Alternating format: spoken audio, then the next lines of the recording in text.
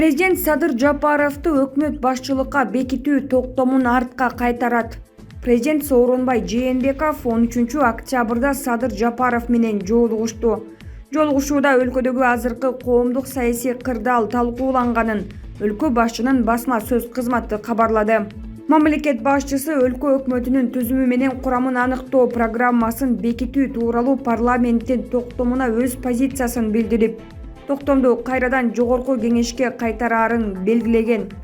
Өлкөдөгү туруктуулукту сактоо жана бекемдөө үчүн биздин чечимдерибиздин баары легитимдүү болушу керек жана алар күмөн жаратпашы зарыл деген президент Сооронбай Жээнбеков. Мамлекет башчысы аталган маселени аракеттеги мыйзамдарынын бардык талаптарын сактоо менен кароосу үчүн парламентке кайрылат. Булак репортер Чекит Кейжи.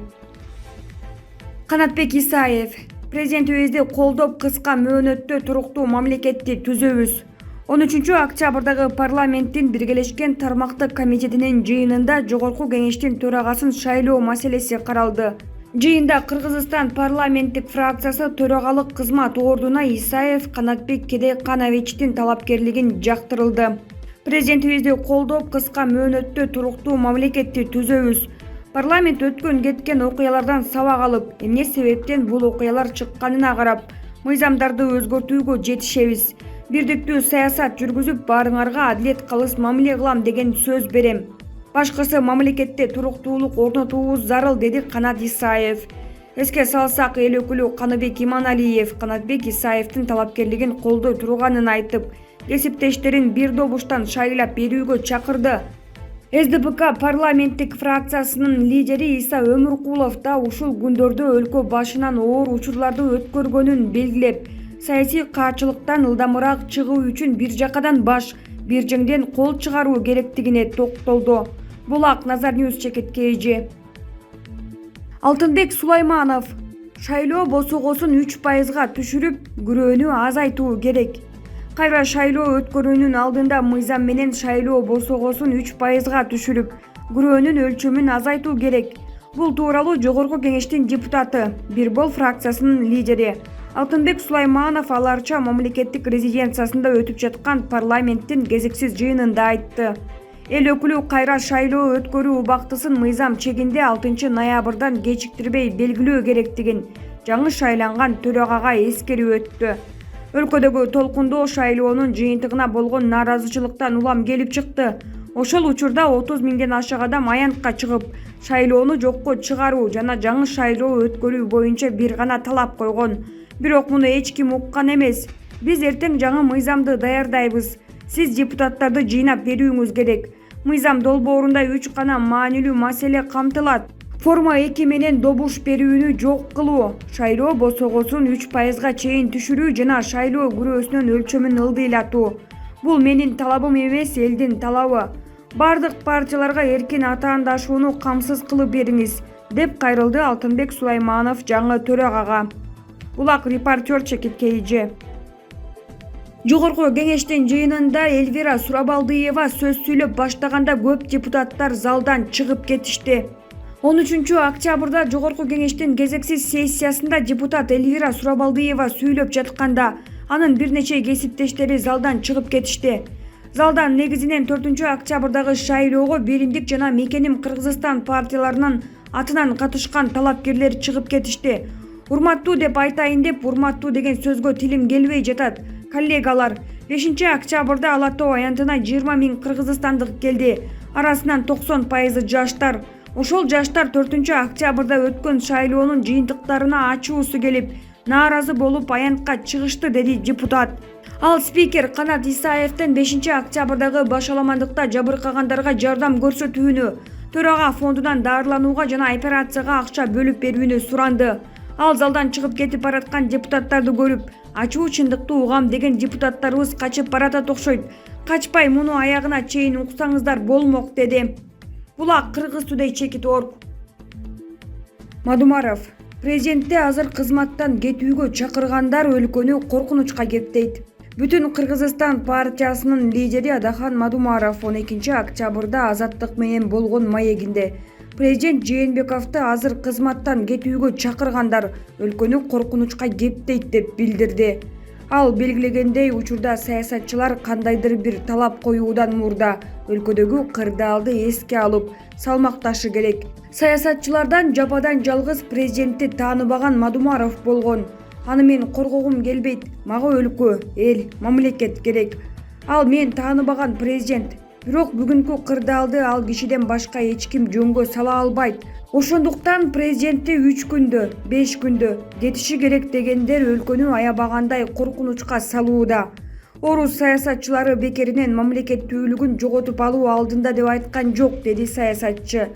Мадумаров президент Жээнбеков кызматтан кетсе өлкөдө легитимдүү бийлик калбай калаарын белгиледи.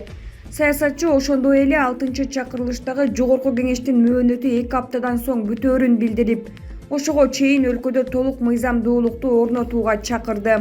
Булак Азаттык Чекитор. Президент Сооронбай Жээнбеков Орусиянын президентинин администрация жетекчисинин орун басары Дмитрий Козак менен жолугушту. Бул тууралуу президенттин маалымат кызматынан кабарланды. Маалыматта өлкөдөгү коомдук саясий кырдаалда жаралган кризистин биринчи күндөрүнөн тартып Сооронбай Жээнбеков Орусиянын президенти Владимир Путин менен бир канча жолу телефон аркылуу сүйлөшкөнү айтылат. Кыргызстан менен Орусия союздаштар жана стратегиялык өнөктөштөр. Ошондой эле ЖКК, ЕАЭП, КМШ жана ШУКУ уюмдарынын мүчөлөрү болуп саналат.